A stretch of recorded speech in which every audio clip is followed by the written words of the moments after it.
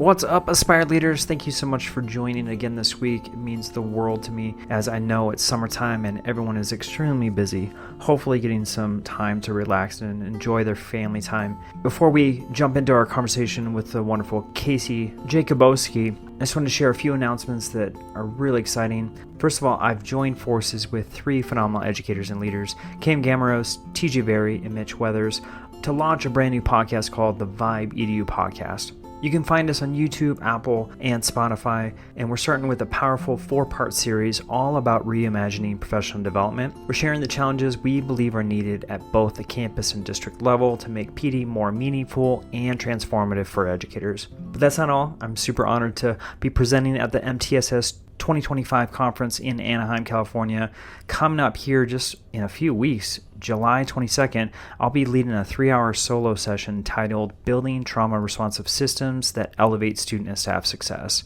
We're going to go through a lot of different strategies for students, but then also for staff, because it is important for all of our adults to make sure that they're looking at their mental health throughout the school year. In addition to that, I'm going to be co-presenting with my incredible co-author, Charlie Peck, as we're going to be diving into our new book, The Language of Behavior. In addition, on August 1st, I'll be part of a powerful panel with my friend Mitch Weather at the Vibe EDU event, also in Anaheim, California, where we're going to be focusing on student behavior strategies, executive functioning, and trauma responsive practices. Obviously, topics that are absolutely critical for the school's success in this upcoming school year. And as the new school year begins, I'll be hitting the road, kicking off a bunch of back-to-school events for several school districts. I'm sharing strategies on healthy habits, supporting mental health, and of course, the framework from the language of behavior. If your school or district is looking for an energizing keynote, a leadership workshop, or a meaningful way to start the year, I'd love to connect with you. Reach out at joshua@joshstamper.com, and let's set up your team, your campus, your district for success. Now, with that, let's dive into today's episode, as we're going to be talking about a ton of leadership topics, including recruitment and retention, what it means to be a leader, imposter syndrome, and just how amazing our teachers are, the skills that they possess, and the way that they can go from okay to outstanding. Welcome to Aspire to Lead, where we empower educators and school leaders to grow, inspire, and thrive. I'm your host, Joshua Stamper, author, speaker, and leadership coach, bringing you conversations that spark transformation, challenge the status quo in education, and equip you to make a lasting impact on your campus or in your district. For more information and resources, visit joshstamper.com, as we're looking to ascend to new leadership heights together. What's up, Aspire Leaders? Thank you so much for joining us again for this weekly episode. And I'm so happy and excited for my guest this week, as I've been connected with him. I've seen him all over social media. He's doing phenomenal things, both in his consulting work, but also he's an author, he's a professor, he's doing so many things around this country. Casey Jakubowski, thank you so much for joining me on Aspire to Lead. Josh, thank you for the opportunity. And it's awesome.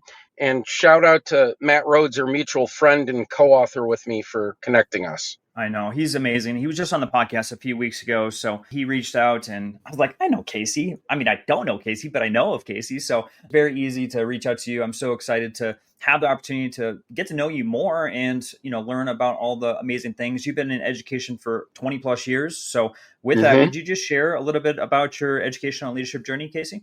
Oh, absolutely. And it's such a pleasure to reflect back on how it all started. The idea of trying to make history more interesting for students led me to want to be a social studies teacher.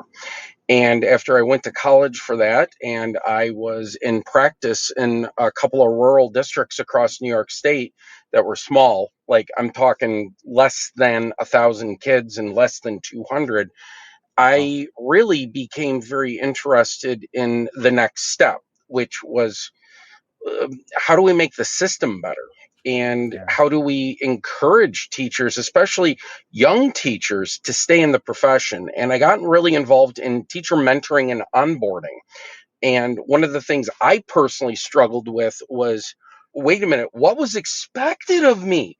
And as I went to school and I earned a degree in teacher mentoring, and then I worked on my doctorate in leadership, I realized that we're struggling with ourselves, and we always want to look at who's doing things, I call it Pinterest perfect, But I'll be honest with you, and to all of you listeners out there, if I can just get through and just make it to the end of the day, oof. And for those of you that are listening to this as you're getting ready for back to school, yikes, right? Because it just felt like summer started yesterday. You know, So seriously. my journey has been all over the place, man. Woo! We're going to dive obviously into more of your expertise as we're going through, but you touched on some really wonderful topics just in that quick answer there, Casey, and that burnout piece that so many folks are feeling. I know you talk to a lot of folks like I do, and you're also probably seeing it on social media, but it's summertime, people are trying to relax, but at the same point, they're still reflecting on last year and how difficult it was. And I know a lot of folks are also trying to prepare themselves for next year and maybe putting in some practices to help Mhm. with that mental and physical fatigue that's occurring, where some people are just like, I don't know if I can go back. It's getting to that point. So for that burnout feeling in education, what is your viewpoint, Casey, on maybe some steps that people can take to make sure that they're, their best version going forward? Oh, Joshua, yeah, I think it starts with understanding and naming it's systematic, it's not Yeah. personal. If you or someone you love or someone you know is experiencing symptoms of burnout, it's not going to be solved by pizza. It's not going to be solved by free coffee. It's not going to be solved by anything but systematic reform. And I burned out. I will be honest and open. It's in my book, Thinking About Teaching. It's in my book, A Cog in the Machine. It's in our 50 Tips for New Teachers book. It's on my blog post. It's on anything that I talk about is you don't often see males in teaching anymore, but B, when you do see them, it's like, oh, you got to be tough, you got to be perfect, you got to be, that just doesn't happen. And especially for people who are in education, it almost reminds me of Justin Timberlake's song Cry Me a River, because people look at you and they're like, well, you know what you were getting into. And it's like, nope, I did not. There is something called secondary trauma, but also more importantly, there's the joy, the hope, the idea of if I work just a little bit harder. The story of the starfish on the beach is what we as educators don't often give ourselves the opportunity to think about. Yes, we can save the starfish that have washed up on the beach, but oh my goodness, we can't save them all. And it drives us crazy. We have to start taking a medical professional mentality. And I think that during the pandemic, the nursing profession really said something so critical. So they said, we can't do it alone. We need structural help. You have to do it. But what do we see in education? We see, well, if I just do a little bit more, if I just do one more thing, if I violate boundaries, right? And that's my number one piece of advice: set hard boundaries.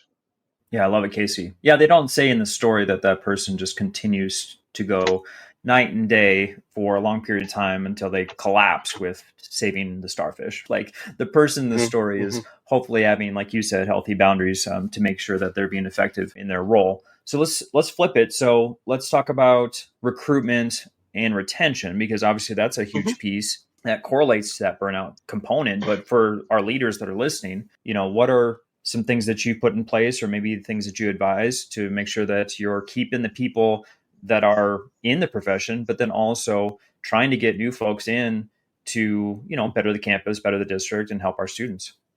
Joshua, great point. It starts with realizing that you are the solution as a leader.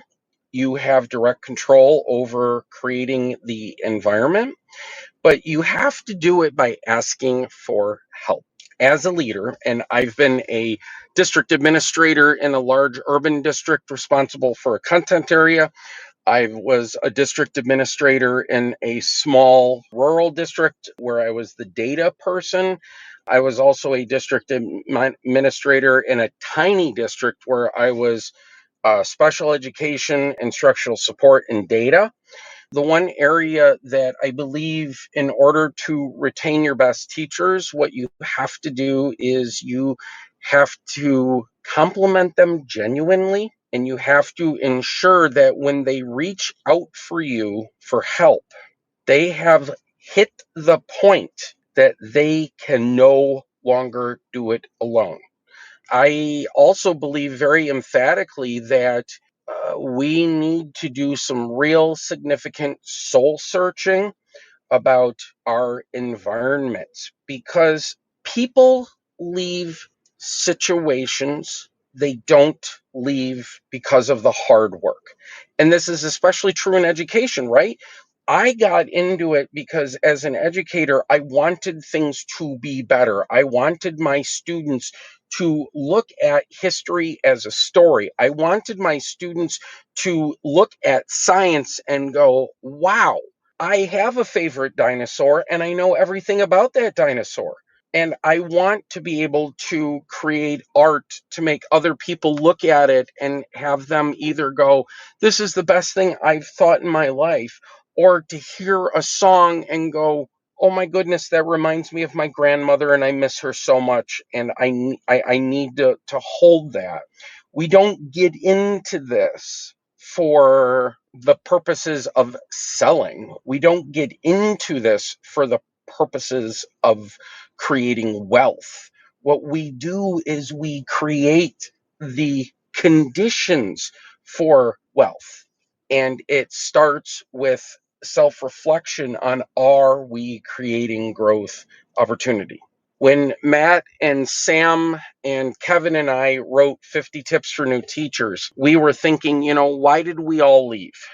And when I wrote in my book, A Cog in the Machine, I wrote why I left. And I've put on Substack and I've put in all different places blog posts. And it wasn't the students. Quite frankly, it was a lot of times the other adults. And I talk about how I experienced bullying as a young professional by my senior colleagues. And I think, and I am so proud of the current generation that's coming through, because they were taught to call it out. And what we have to do, and I'm getting to the point where I'm starting to think about my legacy end, not my beginning or my working end. Sure. We have to say to them, you're right. And we have to say to them, I want you to be a professional, but I also want you to be in an environment where the people down the hallway aren't whispering about you, or they're not coming to people and gossiping about a lesson that epically went bad. Just like anybody else, we talk. We talk. It's a small world. I cannot even tell you how small of a world it is in education. How are we going to recruit people in if they hear from their friends, why would I do that? I can't even go to the bathroom when I need to. Or why would I do that when I poured my heart and my soul into this lesson? It went super sideways, and the only thing they could say is, well, you're on an improvement plan. Like, you showed up to do the work, right? It's not like we got people banging down our doors. Maybe what we need to do is we need to go, you know what? You're good. Let's get you to awesome.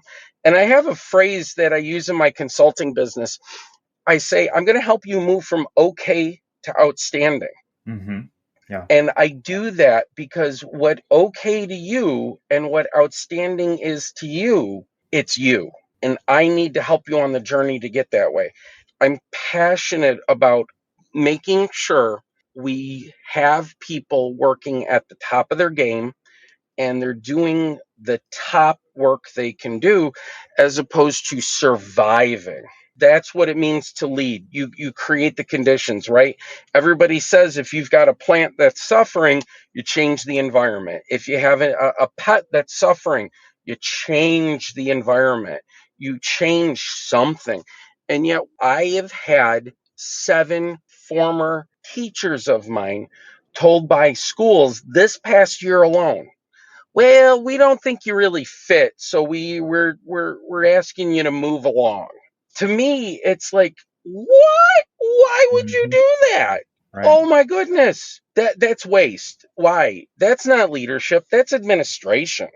Yeah. Casey, we can talk about the role of the leader and what that means in just a second, but you had talked about providing opportunity, the way teachers are feeling. And typically, I've seen this myself too, is like, they're like, oh, I'm not a leader, or I don't possess these skills to make a difference. They kind of diminish how amazing they truly are. And for Mhm. you, you talked about teacher mentorship, and maybe that's a part of it, or maybe just having these conversations. But what are some things that you're doing to help our teachers get past this imposter syndrome and to understand that they have a huge ability to make a wave on campus, on a district, or maybe Mhm. even grander on a national level? Yeah, I love the fact that I was given the opportunity to keynote in a school that was under state review. And normally you walk into schools that are quote unquote failing and you're like, you're doing A wrong, B wrong, C wrong, D wrong. No, that's not good. What I do is called a strengths based approach in my keynote. And the keynote started like this: give me your tired, your poor, your huddled masses yearning to breathe free. And I start with that poem that is inscribed on the Statue of Liberty. And then the second point I make is give me your students, the children who grew up not knowing where their next meal was going to come from, not knowing if the roof was going to be safe, and hoping beyond hope for something they didn't know could even exist. When you are a teacher, they give you every student. They start with the opportunity to be something. And for many of us, we need to focus in on the keynote point of we provide opportunity for everybody, no matter what. And that to me is the reality. That to me is the beauty. And that to me is the inspiration. And that's why we go back and we keep going back and we want to go back. And when people are telling us, save yourself, get on the lifeboat, the response is the lifeboat isn't big enough yet. We will get to great because of the people.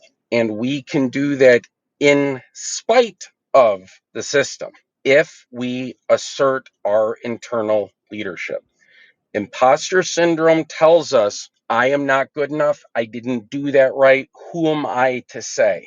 And yet, day in and day out, I saw miracles happen in quiet corners across schools. I've seen it loud by people. I watched Mr. Holland's Opus before I became a professional teacher, and it's a little dated. It's a little cringy in places, but that is why we need to start having our students in education or even in high school look at what it means to place service above self. And I remember, and this is a quote for all of you history folks out there, or a paraphrase. I recently re-watched President Obama speaking about Senator McCain. And he said Senator McCain had a higher purpose above himself. He did his duty. He went through hell and back, and he came out of it a person who believed in the beauty and the grace of helping others. This is probably a good segue to defining a leader, their purpose. And you've talked about the system specifically in this current realm that we live in, where you've talked through a lot of the hurdles that our leaders are going through. What does that mean to be a leader today? And what are some things that need to be put in place for them to be successful? Oh, yes. It starts with understanding your role in helping others. There are three levels, three crucial levels of understanding. Number one is management. Managers are people who do what others want to get the work to continue. Then there's administrators, and those are people who set the tone by saying this is a priority and we need to get this done. And then we have people who inspire, We have people who see a vision. We see people who go, you know what? I need your knowledge, skills, and expertise. I know you're smart. I need you in the room. I want to hear your voice. I want you to look at this opportunity and to grow from it. I want you and you point to others and go, I want you to become better than me. We are so afraid as a profession of being outshined by others. We are so afraid of making sure that we are comfortable. We are so afraid of, well, what are people going to say about me? That we forget that in the operating room, the star of the show is not the surgeon. It's not the tech. It's not the nurse. It's not the anesthesiologist. The star of the show is the patient. All of those amazing people work together so that the patient is there. In education, we talk about doing it for the kids.